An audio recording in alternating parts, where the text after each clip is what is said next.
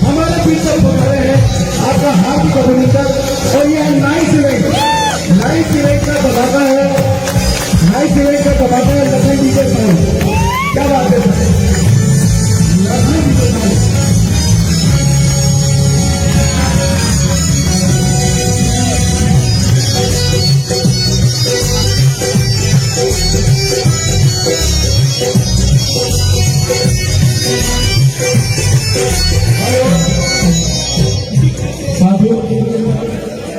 साथियों हमें सबको पता हमारे अनुशासन का परिचय दीजिए। आ जाइए हमें पता है जब भाई आते हैं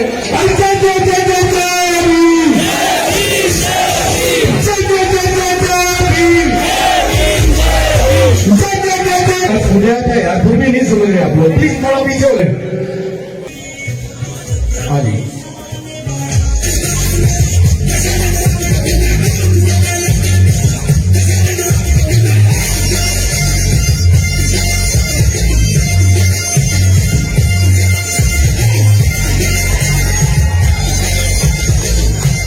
धन्यवाद।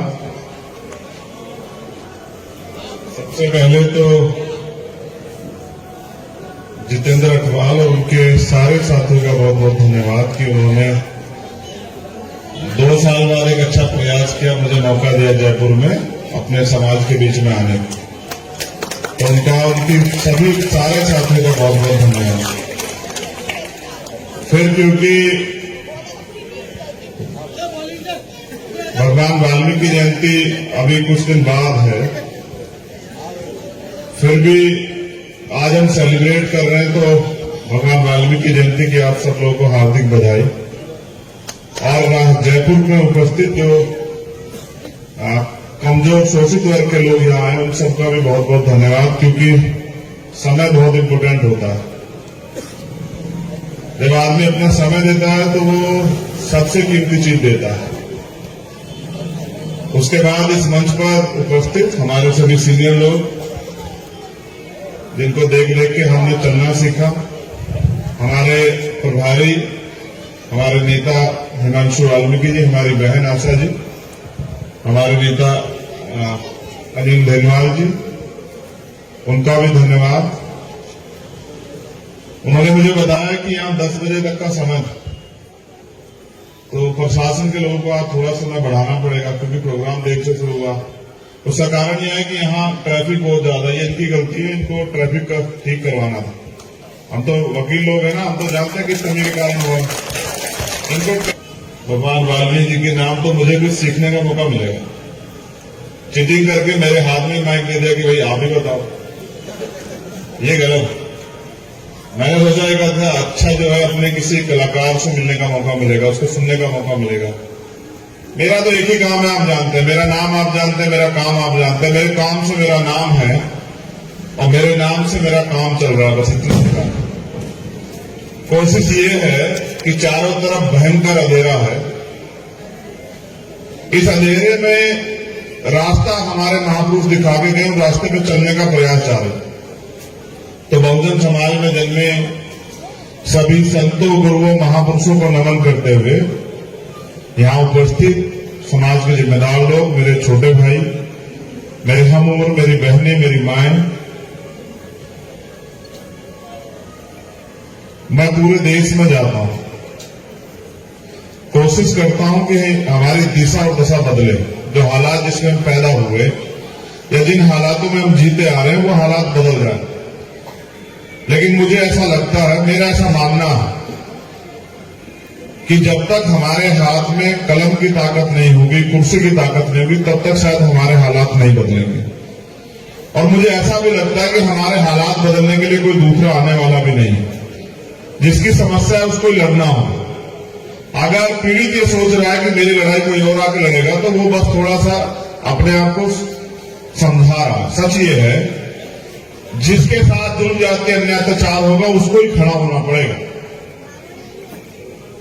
और मैं देख रहा हूं कि आज समाज में एक नई ऊर्जा, एक नया जोश, नौजवानों में कुछ कर गुजरने की हिम्मत मैं देखता हूं। उसका जब मैं राजस्थान की तरफ देखता हूं तो मुझे ये मेरा छोटा भाई जो है जितेंद्र अठवाल, ये दिखाई देता है कि वो बहुत ईमानदारी से काम कर रहा है। मैं आपको एक सच्ची बात बता देता हूं।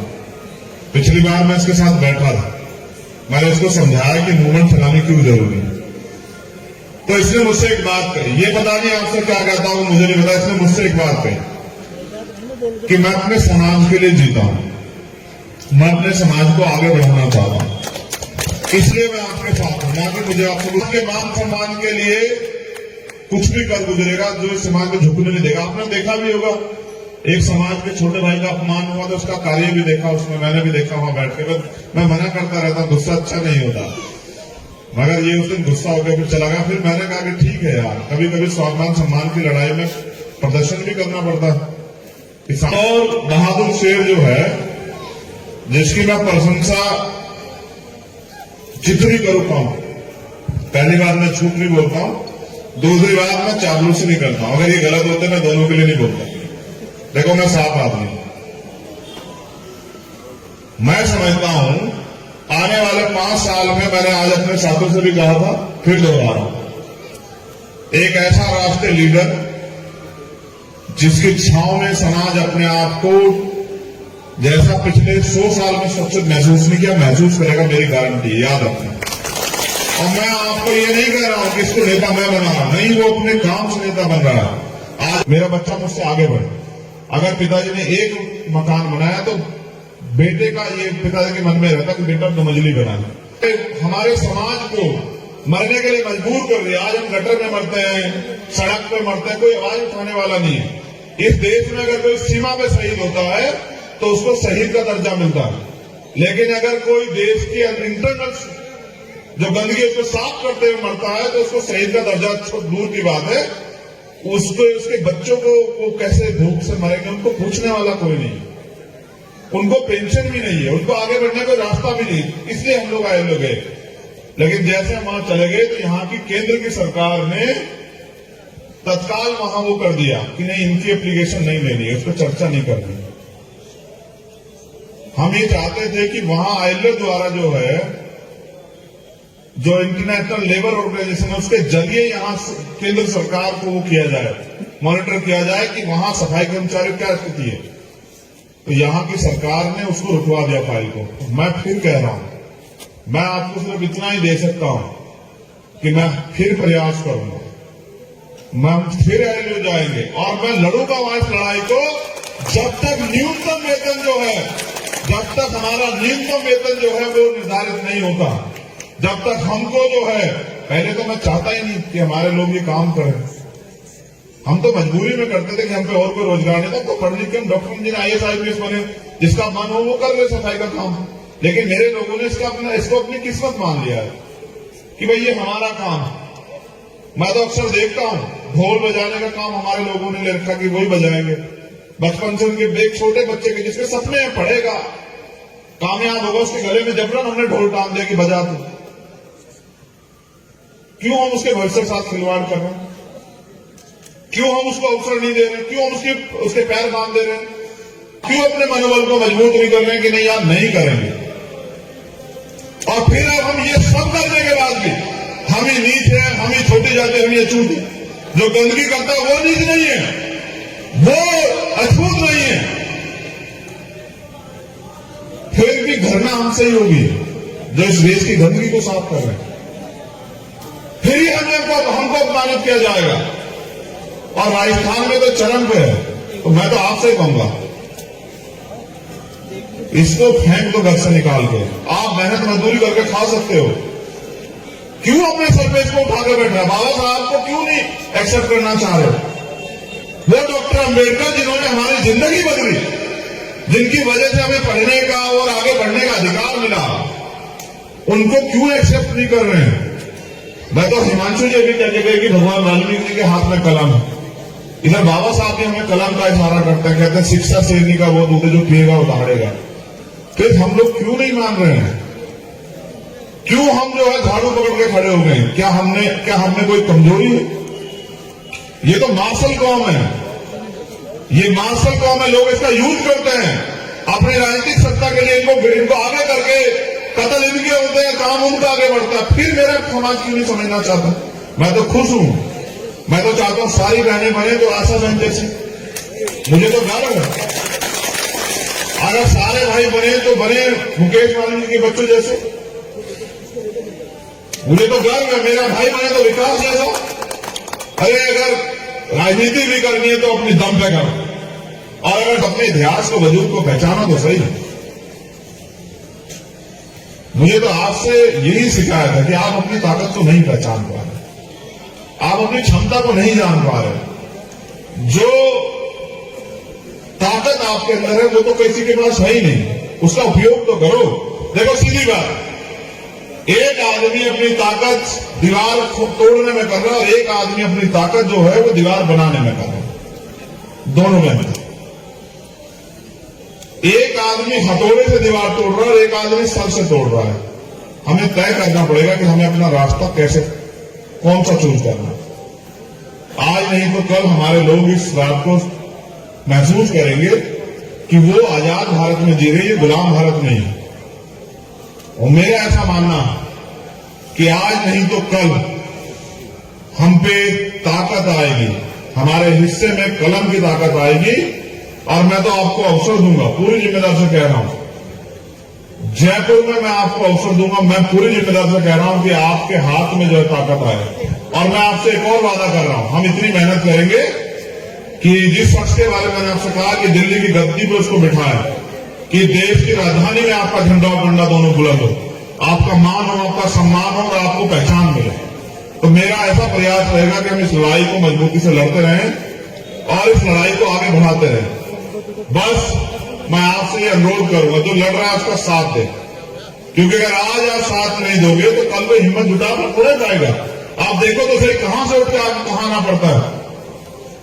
दुश्मन भी रास्ता रोक रहा है, अपने लोग भी रास्ता रोक देंगे तो कैसे चलेगा? इसलिए आपसे कह रहा हूं कि जो लड़ रहा है उसका साथ हो। और नौजवान साथियों से अपील करता हूं, मैं गारंटी लेता हूं कि राजस्थान को जितेंद्र अठाल जैसा नेता दोबारा नहीं मिलेगा जीवन में। मैं गारंटी लेता हूं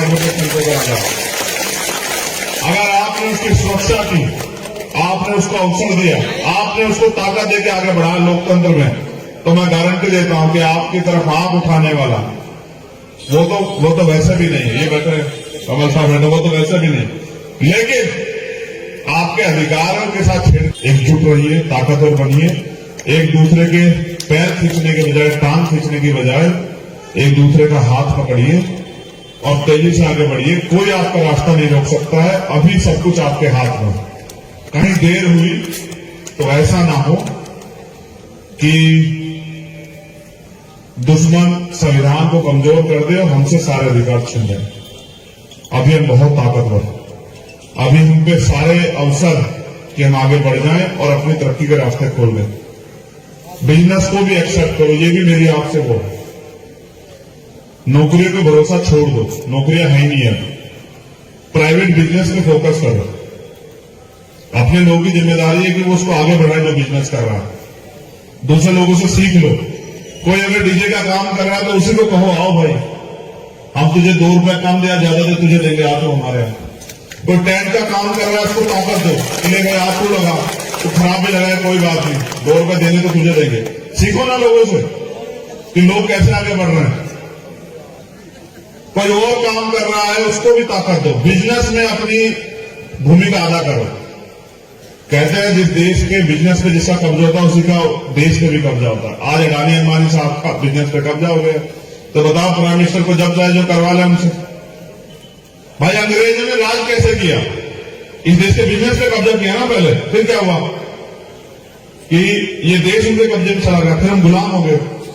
तो बिजनेस उनके पास है, आप जो कमाते उनको देते, तो फिर आप कहां से ताकतवर हो जाओगे। एक और मेरी आखिरी रिक्वेस्ट है आपसे, भाईचारा पैदा किए बिना हम लोग आगे नहीं बढ़ सकते।